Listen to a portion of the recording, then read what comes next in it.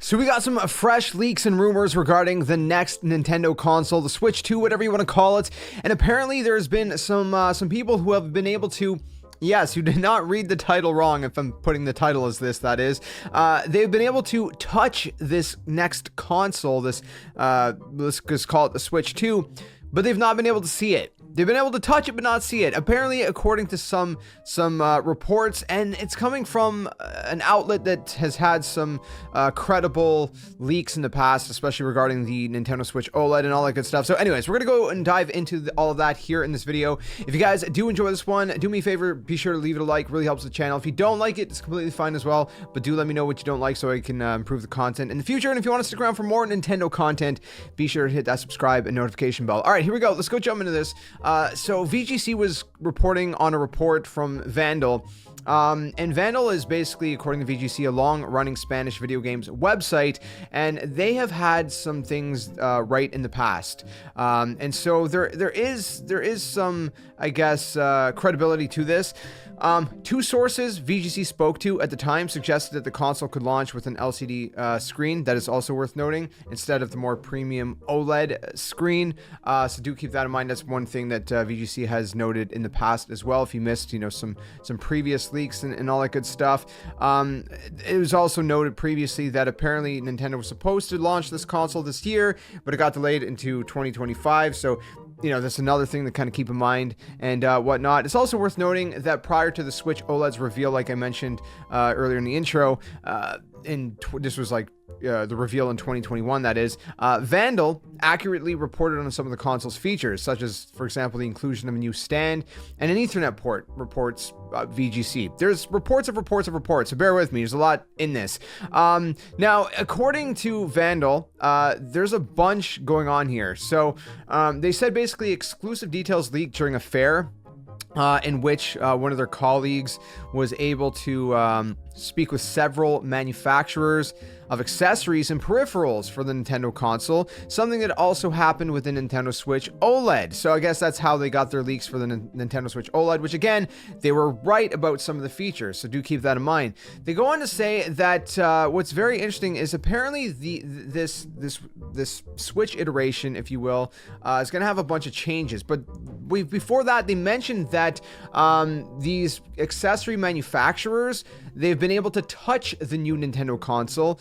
The company basically would have allowed them to put their hands in kind of an opaque box so that they can understand its dimensions and design without compromising the secrecy surrounding any new video game hardware. Basically is what they're reporting. I mean, if this is true, this is absolutely wild. Here, put your hands inside the box and feel this brand new console. You better hope it's not a spider or snake, but anyways, no, it's crazy to me. They also said, thanks to all of that, it's said that this console is going to be larger than the Switch, although it's not going to reach the size of the Steam Deck. So smaller than the Steam Deck, bigger than the Nintendo Switch.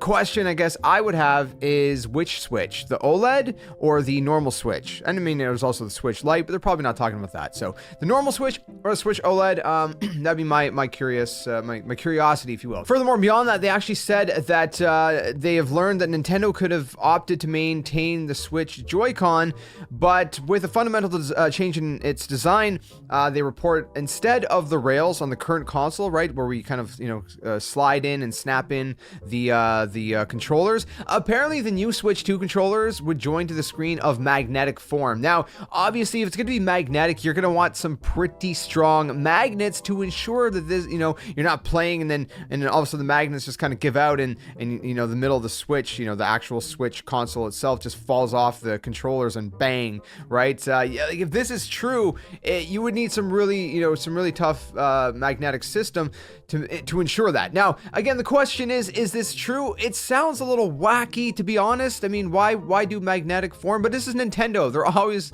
seeking to innovate and change things and try new things. So I trust that, if Nintendo is going to do this, it's probably going to be done right. But interesting to say at the very least. Now, beyond that, though, you're probably wondering, okay, well, if I can't use my current Joy-Cons with the new console, at least not in that way, what about everything else? I guess like all the accessories are not going to work with it. Well, no, not entirely, actually. actually. Apparently, according to this report, although this would make current Joy-Con compatibility difficult unless you're not attaching it to the system, I would assume, right?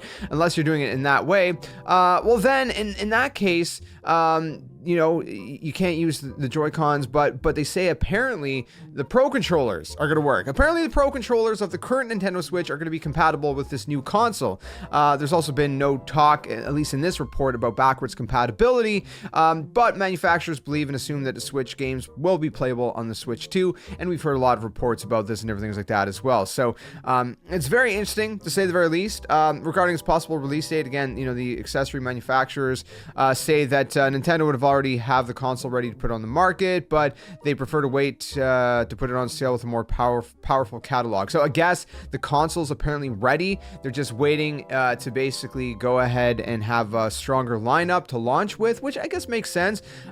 So they would imply that we were not going to see the Switch 2 this year, but at the beginning of 2025, as many other rumors have already suggested. So this is just kind of adding to the weight of those rumors, if you will, kind of adding more sources, I guess, if you will. Apparently, also, it says the Switch 2 would use an NVIDIA chip and use the DLSS upscaling system, which I think we've heard a little bit sort of generalities around that as well, you know, previously, if I recall correctly.